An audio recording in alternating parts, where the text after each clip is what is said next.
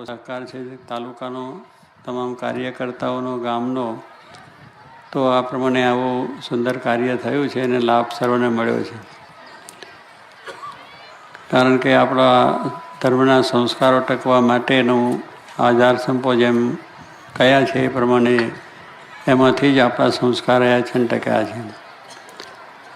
એટલે ભગવાનના મંદિરો વધે એમાં લોકોને એમ થાય કે આ શા માટે હોય, એમનો જેમને કહ્યું.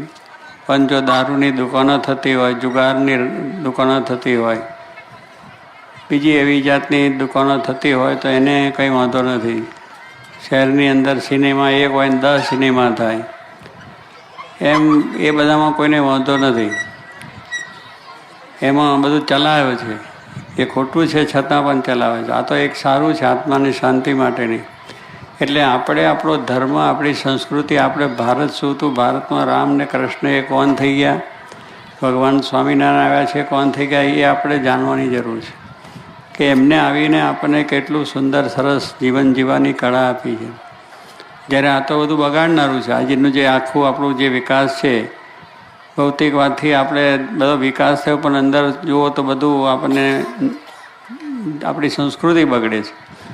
કારણ કે ટીવીની અંદર ને સિનેમાની અંદર ને બીજા તમે જુઓ તો કેટલા અશ્લીલ બધા ચિત્રો હોય છે, કેટલી ખરાબ વિચિત્ર વાતો એની અંદર આવે છે. પુસ્તકો આજે કેટલા છપાય છે, કેટલા અશ્લીલ, જેની અંદર વિચિત્રતા હોય છે. તમારી બુદ્ધિ ભ્રષ્ટ થાય, ભ્રષ્ટાચાર એમાંથી થાય, મારામારી થાય, ચોરી થાય, વ્યસનો થાય, એવા ચિત્રો દેખાડવામાં આવે છે. આપણા ઘરની અંદર પણ ફોટાઓ એવા આવી જાય, એને કોઈ બધાને વાંધો નથી. આવા ભગવાનના ફોટા ભગવાન આવે એ વાંધો આવે. ધાર્મિક પુસ્તક કોઈ આવે, ભાગવદ્ ગીતા, તો એનો વાંધો આવે. પણ આપણા ખરી સંસ્કૃતિ સાચર આપણા ઘરમાં ફોટા ભગવાનના રહેતા, આપણા ઘરમાં પુસ્તકો રહેતા, જે ગીતા, ભાગવત, ઉપનિષદ, રામાયણ, કંઈ વચનાવત કે શિક્ષાવદરી, એ આપણા ઘરમાં રહેતું. એને બદલે એ ગયું પેલા પુસ્તકો અશ્લીલ આવી ગયા. વાંચીને એમાંથી ઘરમાં તકરાર, ઘરમાં ભ્રષ્ટાચાર, સમાજમાં ભ્રષ્ટાચાર, બધું થવા લાગ્યું. અને વ્યસનો ભરપૂર જ્યાં જાઓ તો જોવા મળે. તો આ દ્રષ્ટિ આપણી સંસ્કૃતિ છે એને સાચવવા માટેની, એની અંદર જેટલું આપણે કરશું એટલું આપણને લાભ છે. આ વસ્તુ આપણને લાભ કરનાર છે. પહેલી વસ્તુ આપણા લાભ એટલે આપણો જે સંસ્કાર ખોવાની છે, આપણી જે મૂડી છે એ ખોવાઈ જાય છે. સાચી મૂડી આ છે, ધર્મની છે, એ છે. પણ પેલી મૂડી આપણને ભેગી કરીએ ઘરમાં તો એમાંથી બધું આ ખરાબ થાય. એટલે આપણે બહુ ઊંડો વિચાર કરવાનો છે કે આનાથી આપણને લાભ છે. અને એ ભગવાન આપણે જો એને યાદ કરીશું તો ભગવાન આપણને યાદ કરશે, આપણી બધી રીતે સારું વાત થશે. તે ભગવાન સ્વામિનારાયણ પણ આવ્યા હતા, એમને પણ આ જ વાત કરી અને લોકોને સંસ્કાર આપ્યા. એમને બે જ વાત કરી કે સદાચારી બનો અને નિર્વ્યસની બનો. ભગવાન સ્વામિનારાયણનો આ એક સંદેશો છે કે જીવનની અંદર સદાચારી, સારું આચરણ એટલે ધર્મ છે, સત્ય, દયા, હિંસા, બ્રહ્મચર્ય આદિ, પરોપકાર, લોકોની સેવા કરવી, રાષ્ટ્રની સેવા કરવી, જીવનની અંદર કોઈ જાતનું વ્યસન દૂષણ ન જોઈએ, ધર્મ પાલન કરો. આ બધી વાત છે એ આપણને આપી. સદાચારી એટલે પવિત્ર જીવન, કોઈનું ખરાબ ન કરવું, ખોટું ન કરવું, કોઈની ચોરી, લૂંટફાટ, મારામારી કશું જ ના કરવું. પવિત્ર જીવન જીવીને આપણે જે મળે છે એમાંથી પોતાનો નિર્વાહ કરવો, કોઈનું લઈ લેવા પડાવવાનો વિચાર ના કરવો. આ બધું છે સદાચાર. બધા ધર્મો કહે છે. દરેક ધર્મ જો સદાચાર એ પવિત્ર વસ્તુ આપણા જીવનમાં આવે અને વ્યસન મુક્ત આપણે થઈએ તો સહેજે આપણે સુખી થઈએ. આપણા ખોટો રસ્તે પૈસો જતો એ ન જાય અને આપણે સુખી થઈને સારી રીતે આપણું કાર્ય કરી શકીએ. પણ આજે હજારો, લાખો, કરોડો રૂપિયા આપણે ખોટા વ્યસનોમાં જતા હોય. આપણે પણ 12 મહિને 1000-2000 વ્યસનોમાં જતા હોય તો એટલામાં તો આપણું ઘર ચલાવાય. એટલે આમ વિચાર કરો તો એ પૈસા બચે તો આપણા કામમાં આવે, આપણા કુટુંબના કામમાં આવે, આપણા ગામના કામમાં આવે, આપણા દેશના કામમાં આવે. આવું બધું ઘણું કાર્ય આપણે થઈ શકીએ. આપણું જો વ્યસનને થોડો સમય આની અંદર આપણે વિચાર કરીએ. ભગવાનના મંદિર તો પ્રેરણા સારી આપે છે.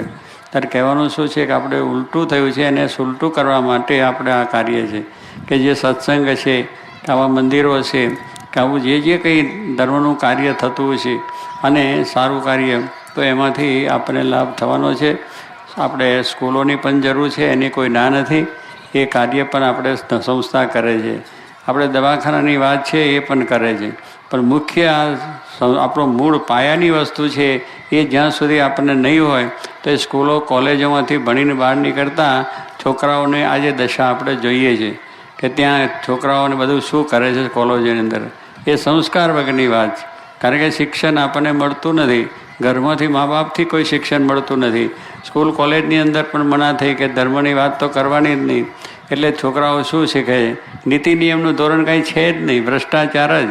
છોકરાઓ ત્યાં આગળ આપણે વિદ્યાનગરની બધી સ્કૂલો કોલેજો છે, અમદાવાદ વડોદરાની છે, ફલાણે, તમે બધું સાંભળો તો એટલું વિચિત્ર છે કે આજના જવાન છોકરાઓની દશા ખરાબ, અને એકબીજાના પ્રત્યે કેવું ખોટું વર્તન, છોકરીઓ સાથેના વ્યવહારો, આ બધું આપણે જોઈએ તો આપણા સંસ્કાર જે થયા.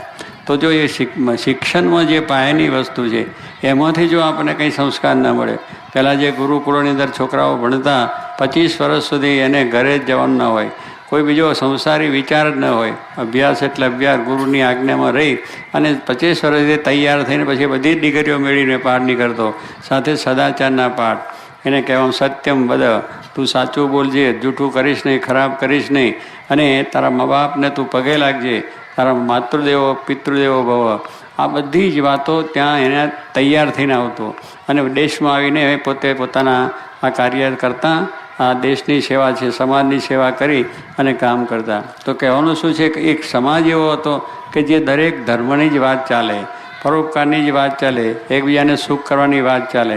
આજ તો એકબીજાને મારી નાખવાની વાત, એકબીજાના પૈસા લઈ લેવાની વાત, એકને ખોટે રસ્તે ચડાવવાની વાત, આવી વાતો આપણે છાપામાં વાંચો, પુસ્તકોમાં વાંચો, વાતાવરણ જુઓ, અશ્લીલ વાતાવરણ. એ વાતાવરણ આજે એ આપણું છે એ આપણને જ ખાઈ જશે. એક રાક્ષસ જેવી આ વસ્તુ છે. અત્યારની જે આ બધી વસ્તુ ચાલે છે એ રાક્ષસી વસ્તુ છે કે આપણા જે દૈવી ગુણો છે એ મટી જશે અને આસુરી વૃત્તિ થઈ છે, અને આસુરી વૃત્તિ થાય એટલે કોઈને શાંતિ હોઈ શકે નહીં. તો ભગવાન રામનો અવતાર, કૃષ્ણનો અવતાર છે એ આસુરી વસ્તુનો નાશ કરવા માટે જ થયો છે. એમને આસુરી વસ્તુ છે એનો નાશ કરીને, અધર્મનો નાશ કરીને ધર્મનું સ્થાપન કર્યું છે. એટલે ભગવાને ગીતામાં કહ્યું યદા યદા એ ધર્મસ્ય ગ્લાનિર્ભવતિ ભારત, કે આ પ્રમાણે આ પૃથ્વીની અંદર યુગે યુગની અંદર હું અવતાર ધારણ. શા માટે? કે અધર્મનો નાશ કરવા માટે. તે વખત બધા અધર્મ રાજા કંસને, શિશુપાળને, દંતવક્રને, આવા બધા અસુર, હિરણ્યકશ્યપુ, રાવણને બધા એવા જુઓ તો આખા દેશને હેરાન કરતા હતા, ત્રાસ પોકારતા હતા. એ તો ભગવાને એને સારી રીતે મહાભારતનું યુદ્ધ થયું. શા માટે? એ યુદ્ધ પણ એક ધર્મ યુદ્ધ હતું કે અધર્મ વ્યાપેલો હતો. દુર્યોધન, કૌરવો બધા એવા ભેગા થયા હતા કે દેશને પાયમાલ કરી નાખવા માટે, હેરાન કરવા માટે. એટલે ભગવાને આ પ્રમાણે ત્યાં આગળ પાંડવ કૌરવના યુદ્ધની અંદર સાથે રહી અને એ બધા અધર્મ જે હતો, જે દુરાચાર, એ બધાનો નાશ કર્યો છે. તો ભગવાનના અવતારો ધર્મ સ્થાપન માટે થાય છે, કંઈ અધર્મ દુરાચાર માટે નથી થતા. એ ગમે તેટલા માટે થાય છે. તો એ ભગવાનનો આશરો આપણે કરી અને આપણે એ માર્ગે ચાલીએ, એ આપણે. કારણ કે આજે એટલી બધી આપણી આ વાતાવરણ થયેલું છે, એની અંદર જો આપણે સજાગ નહીં રહીએ તો આપણા બાળકો આપણા હાથમાં નથી. આજે આ બાળકોને આપણે કંઈ કહી શકવાના નથી, અને એ કેમ કરે છે, શું કરે છે. આપણે જાણે અભ્યાસ કરે છે, પણ અભ્યાસને બદલે ત્યાં શું થાય છે કંઈક આપણે ખબર જ નથી. આપણે આપણા કામમાંથી નવરા નથી, કે આપણે જ ભજન નથી કરતા, ઘરમાં આપણે જ ભગવાનની મૂર્તિ નથી રાખતા. જે ભગવાનને માનતા હોય એની મૂર્તિ તમે રાખો, એની પાઠ કરો, પૂજા કરો, એ ગ્રંથનું વાંચન થાય એવી રીતનું કરો, અને આવા મંદિરો એના દર્શન કરો. એ કરવાનું જ છે. પણ આપણે આજે છોકરાઓને જો એ પ્રમાણે ખબર નહીં, આપણે જો એ ધર્મ નહીં સાચવીએ તો છોકરામાં તે આવવાનો છે જ નહીં. કારણ કે આજે બહારનું વાતાવરણ છે તે ધર્મવાળો માણસ અધર્મ થઈ જાય અને સારો માણસ દુરાચારી થઈ જાય, એવું વસ્તુ છે. એટલે જેટલો સત્સંગ રાખશે, સત્સંગનો જોગ રાખશે, એટલું સુખી થવાય છે. બાકી આજે એટલી બધી ખોટા વ્યસનોમાં માણસોના પૈસા જાય છે, સમય જાય છે, એ જાય છે, એટલી બધી વસ્તુનો છે. આજે મોરી સાહેબ મને વાત કરી કે એમનું કુટુંબ મોટું છે જબર, પણ છતાંય બધાએ બહુ સારી રીતે નિર્વ્યસની જીવન રહે છે. એમના પોતે ચા પણ પીતા નથી. તો કહેવાનું કે ચા એક કંઈક સામાન્ય વસ્તુ છે, એને કોઈ આપણો નિષેધ નથી, પણ છતાં એ જ જો ના પીતા તો દારૂ, બીજું ત્રીજું વ્યસન તો હોય ક્યાંથી.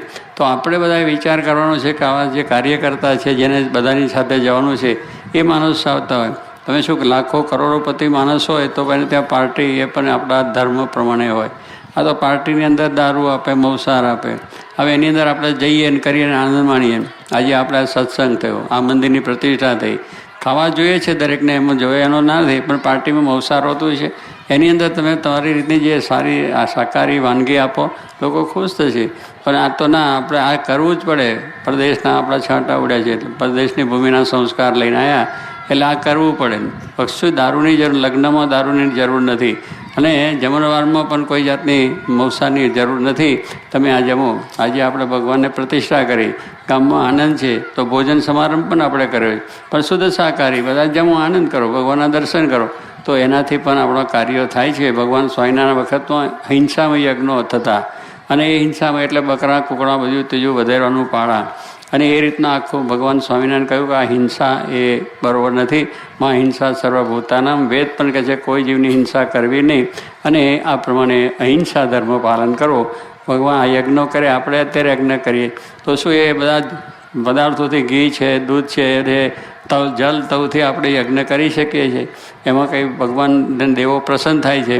દેવોને માંસાહાર જોઈએ છે એવું કોઈ કહેતું નથી, કારણ કે દેવો કે દેવીઓ જો આપણને પાસે એવું માંસાહારની વાત કરતા હોય તો પછી આપણે કોઈને એ વસ્તુ, તમે મા બાપ છે એ છોકરાઓને મારી નાખવાની વાત કરતું હોય તો એ મા બાપ ક્યાંથી કહેવાય? એટલે એ વસ્તુની જરૂર નથી. એવા યજ્ઞોથી દેવો રાજી થતા નથી, પણ આપણે માનીએ છીએ કે દેવો રાજી થાય, એને થાય. દેવો તો તમે આ જે દ્રવ્યો છે એને હોમ કરો તો એનાથી એ રાજી છે, અને રાજી થઈને પ્રસન્ન થઈને આપણું કાર્ય કરે છે. એટલે શ્રીજી મહારાજે એવા અહિંસામય યજ્ઞો કરી અને લોકોને